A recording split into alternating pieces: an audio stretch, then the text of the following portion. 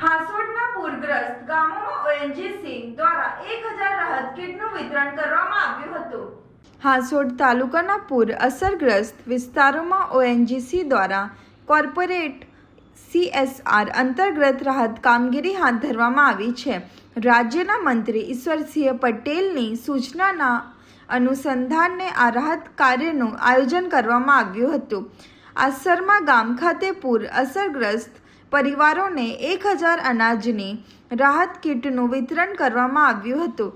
ONGC દ્વારા કુલ 2000 રાહત કીટનું વિતરણ કરવામાં આવ્યું, જેમાંથી 500 કીટ નર્મદા જિલ્લામાં, 500 કીટ નેત્રંગ તાલુકામાં તેમજ 1000 કીટ હાસોડ તાલુકાના પૂર અસરગ્રસ્ત ગામોમાં પહોંચાડવામાં આવી હતી।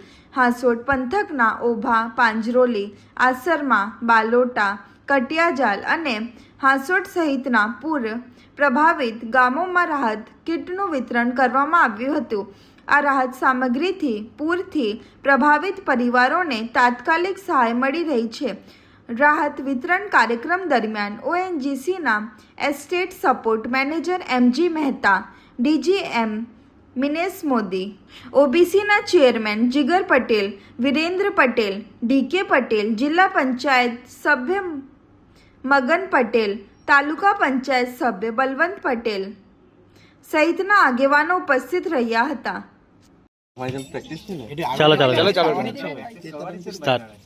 છેલ્લા અઠવાડિયે પડી રહેલ અતિભારે વરસાદને લીધે કીમ નદીને અડીને આવેલા ગામોમાં અને નીચાણવાળા વિસ્તારોના ઘરોમાં પાણી ભરાયા હતા।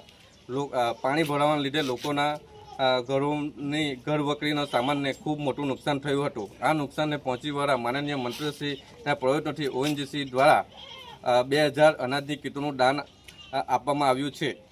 માનનીય મંત્રીશ્રીની સૂચના મુજબ 500 કીટો નર્મદા જિલ્લામાં, 500 કીટો નેત્રંગ તાલુકામાં અને 1000 કીટો હાસોડ તાલુકામાં વિતરણ કરવામાં આવ્યું છે।